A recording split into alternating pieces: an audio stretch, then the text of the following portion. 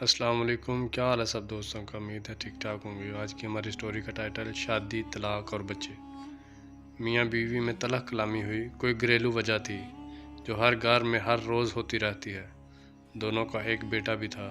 صابر نے اپنی بیوی زویا کو گالی دی، تم سے جب سے شادی ہوئی ہے میری زندگی جہنم ہو گئی ہے۔ زویا بھی چلا کر بولی، تم نے مجھے اتنا درد دیا ہے، میں اب دعا کرتی ہوں مجھے موت آ جائے۔ اب تمہارے ساتھ ایک سانس بھی نہیں لے سکتی میں۔ جھگڑا کسی بڑی بات پہ نہیں تھا۔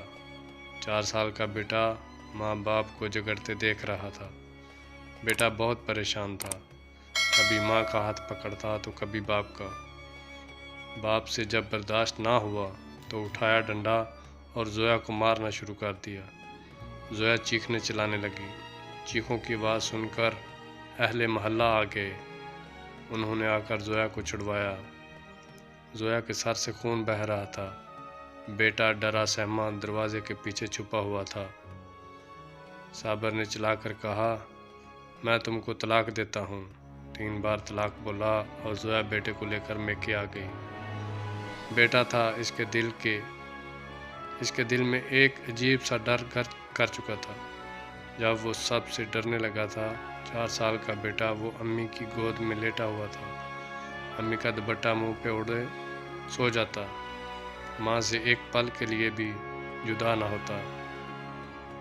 ادھر باپ نے کورٹ میں کیس دائر کر دیا، بیٹا میں اپنے پاس رکھوں گا۔ کورٹ سے آئی خط موصول ہوا۔ زویا کے بھائی نے خط پڑھا، بتایا صابر نے بیٹے کو اپنے پاس رکھنے کے لیے کیس دائر کیا ہے، اگلے ہفتے سنوائی ہے۔ بیٹا ماں کے پلو سے لگا ہوا تھا۔ امی بابا کیا کہتے ہیں؟ بیٹا اب 6 سال کا ہو چکا تھا۔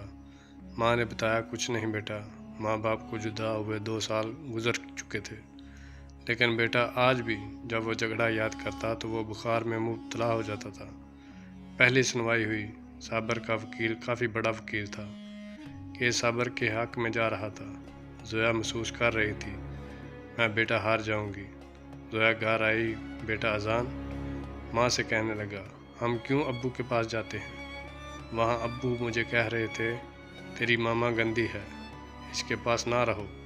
بیٹے نے ماں کا منہ چوما، ہلکا سا مسکرایا، میری ماں سونی ہے، یہ گندی نہیں، پاپا گندا ہے۔ ماں کی آنکھ سے آنسو بہنے لگے۔ بیٹا جو بھی 6 سال کا تھا، اپنے ننھے ہاتھوں سے ماں کے آنسو صاف کرنے لگا۔ ماما کیوں رو رہی ہو؟ میں آپ کو چھوڑ کر نہیں جاؤں گا۔ بیٹا ماں کی گود میں لیٹ گیا۔ اتنے میں زویا کا بھائی آیا، زویا کی طرف دیکھ کر بولا، ہم کیس ہار جائیں گے، اذان کو اس کے باپ کے حوالے کرنا پڑے گا، اس کا وکیل بہت بڑا وکیل ہے۔ زویا خاموش ہو گئی۔ بیٹے کا منہ چومنے لگی، کبھی پاؤں چومتی، کبھی ہاتھ، کبھی سر۔ اذان سویا ہوا تھا۔ زویا نے زور سے سینے سے لگایا اور رات بھر روتی رہی۔ اذان نے دکان سے آئس کریم لی اور فریج میں رکھی۔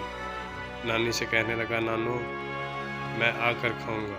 ماں نے اذان کے چہرے کو ہاتھوں میں بھرا اور آہستہ سے بولی، اذان بیٹا، ماما ساتھ نہ بھی ہوئی تو کھانا ٹائم پہ کھانا، ضد نہیں کرنا، اور دکان کی گندی چیزیں نہ کھایا کرنا، روز دانت کو برش کیا کرنا، ماما تم روز دیکھا کرے گی یہاں سے۔ بیٹا نہیں سمجھ پا رہا تھا کہ ماما ایسی باتیں کیوں کر رہی ہے۔ ماں نے ہاتھ پاؤں چومے۔ آج فائنل سنوائی تھی۔ عدالت میں زویا بیٹے کو گود میں لیے بیٹھی ہوئی تھی۔ دل زور زور سے دھڑک رہا تھا۔ خیال یہی تھا، کاش میں برداشت کر لیتی، آج بیٹے سے جدا نہ ہوتی، بیٹے کی خاطر خاموش رہتی۔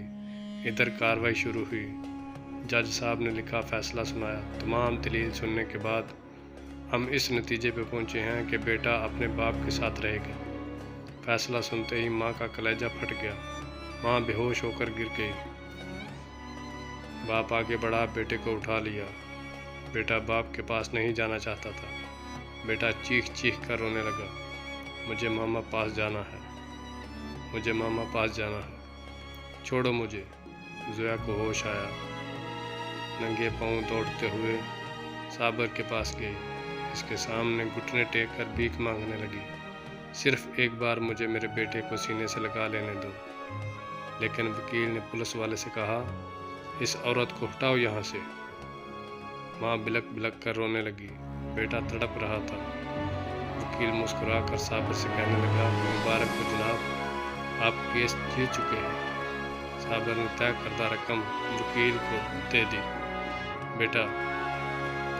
بیٹا ماں کی جدائی میں روتا چیختا، ایسے باپ کا گھر جیل لگنے لگا تھا۔ ماں کی شادی کسی اور سے ہو گئی، باپ نے بھی دوسری شادی کر لی، وقت گزرنے لگا، ماں اپنی زندگی میں مصروف ہو گئی، باپ اپنی نئی بیوی کے ساتھ۔ اذان زندہ لاش بن کر جینے لگا۔ اذان کا نہ کوئی قصور تھا، نہ کوئی جرم تھا، نہ کوئی گناہ، بے گناہ سزا پائی اذان نے۔ نہ اسکول پڑھ سکا، نہ زندگی میں کوئی مقام حاصل کر سکا۔ بالآخر باپ نے ایک ہوٹل پہ برتن دھونے پہ لگا دیا۔ میں آپ سب سے پوچھتا ہوں، کیا قصور ہوتا ہے ایسی لات کا؟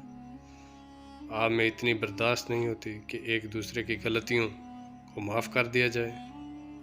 صبر ختم ہو جاتا ہے، کتوں کی مانند لڑتے ہو، ایک دوسرے پہ الزام لگاتے ہو۔ میں دونوں میاں بیوی کی بات کر رہا ہوں۔